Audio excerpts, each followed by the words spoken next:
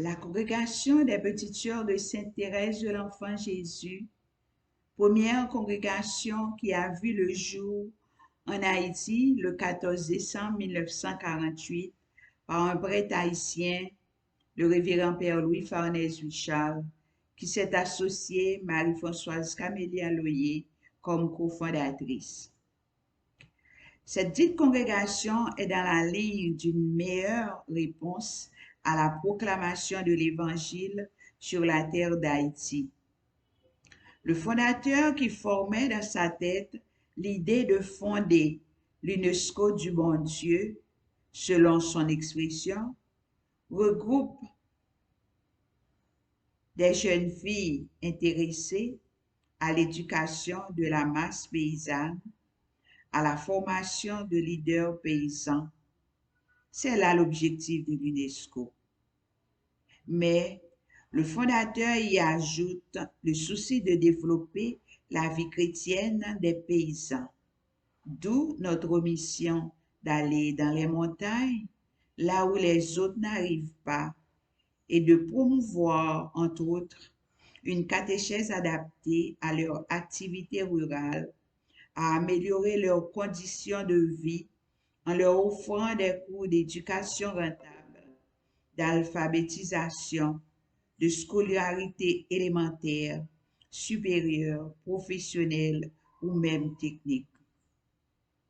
Nous enseignons également aux paysans l'agriculture, la couture, la cuisine, l'artisanat, le folklore et les principes de la tenue d'une maison. Nous les aidons à apprécier les richesses naturelles de leur milieu. En un mot, le travail des petites sœurs auprès des paysans doit être efficace et produire des fruits dans la société. Nous sommes la seule congrégation présente et implantée dans les mondes inaccessibles et reculés où les véhicules n'arrivent pas ou y arrivent difficilement.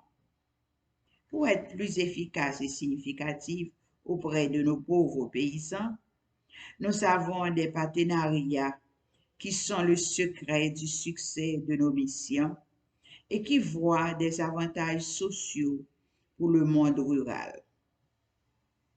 Nous voulons en particulier parler de notre collaboration avec ACANU, qui a placé sa confiance en nous pour pouvoir renforcer nos efforts mutuels et pour permettre des impacts positifs, durables dans nos champs d'action.